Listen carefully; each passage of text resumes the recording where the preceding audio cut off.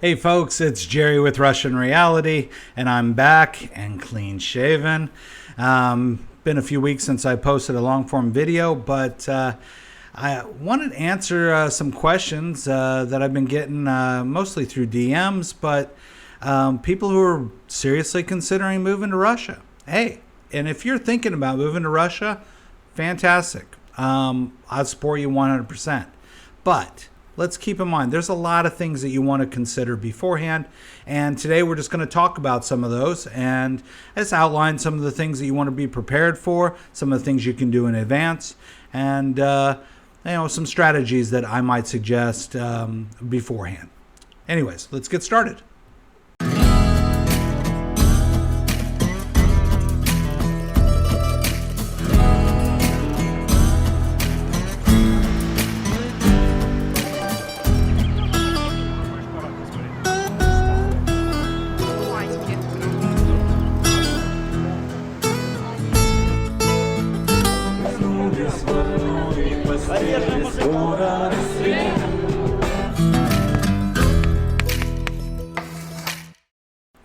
All right, so let's get started.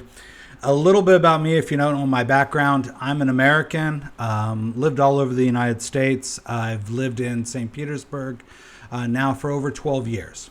My wife is Russian. I came here originally to study at SPBGU and later studied at the European University of St. Petersburg, where I got a master's degree. Met my wife along the way, decided to get married and resettle here. Now, my situation is unique, but what you'll find is just about everybody who lives in Russia who's not a native, they have a unique situation. Their stories are just as individual as they are. So with that in mind, you don't have to have any specific background if you're really interested in moving to Russia. Instead, what I would suggest is that you come visit the country first. You can get a 3-year tourist visa if you're an American. You can get 6-month visas or 3-month visas, depending on what European or other Western country you're from. But come visit. And if you're thinking about moving here with your family, bring your spouse with you. Leave your kids at home the first time. And just come, explore. Meet up with some expats. Hit us up. There's tons of great YouTube channels out there who I'm sure would love to meet up with you, have dinner, share their experience.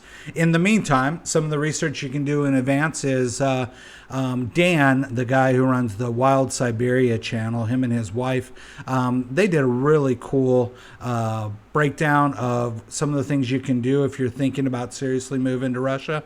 And I really encourage you to check out their channel. Also, Sam's Russian Adventures.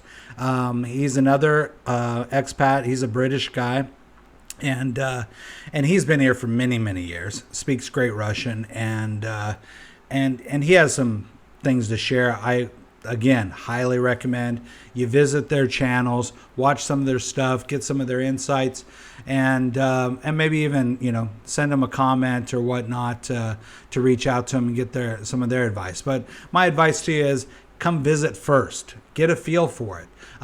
Do I think you'll fall in love with the country? Probably. I did. Many of my friends and colleagues who now live here and many who have gone back to the U.S. fell in love with the country. It's a wonderful place, great people, but it's not for everybody. And that could be said just about any country in the world. So come visit first. Get a visa. Come visit.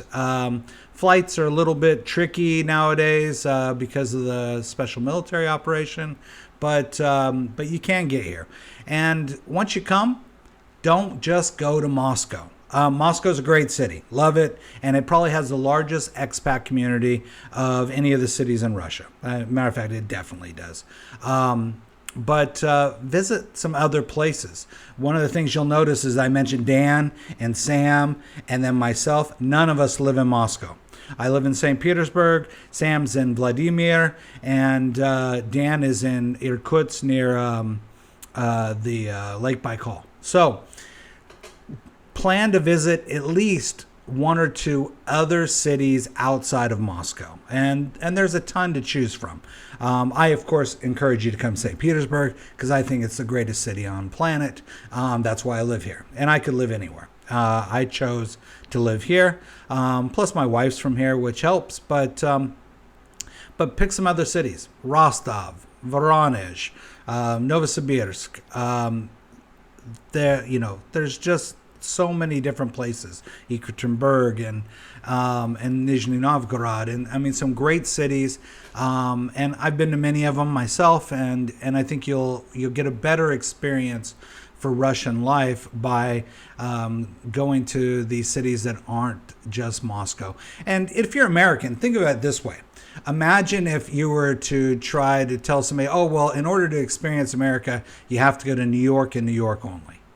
Well, most of us who are Americans understand that New York is not America. New York is a part of it, but there's just so much more to the U.S. besides New York or L.A. Or even Chicago or Miami. There's a lot to the country besides just the big cities, and so I'd encourage you to do that. The next important thing that I would stress is that you need to have a plan. Anybody who has this idea that, oh, well, I'll just come and I'll get a job and then everything is going to be hunky-dory, you need to understand that it's not going to happen that easily. There are ways to work quickly when you come to Russia. Teaching English is probably the most common, but the hours suck, to be honest with you. It doesn't pay that well, and they really just milk native speaking teachers. It's not the best situation, especially if you have a family. That's not the best plan of attack, in my opinion. You might find some people who have had some great experiences with it, but most of the people I know who followed the teaching path have met with a lot of struggles in trying to get consistent income and maintain their eligibility to stay and a lot of other challenging situations. So you need to figure out, how will you pay the bills? How will you survive in Russia once you get here?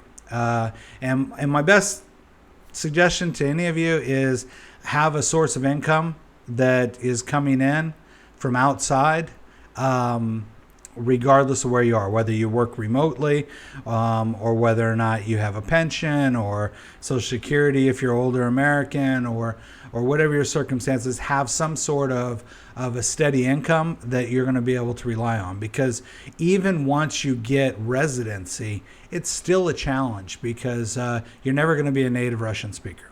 Okay, I've been here for 12 years. Я говорю по-русски не хорошо, not good enough. К сожалению, я говорю по-русски похоже американский человек. You're never going to speak like a Russian, no matter how long you study. You're still going to have to learn Russian. And in order to get residency, which there's a two-step process to that, you'll have to pass a language test. And the first one is a temporary residency, which is called RVP. And then the second is permanent residency, which is called VNG. And both of them require you to take a language test.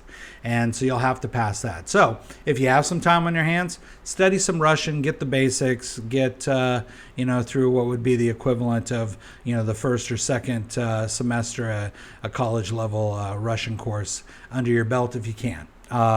Certainly learn the alphabet and how to read it and write it, because you'll need that in your back pocket. But beyond that, you're going to need to have a plan for income.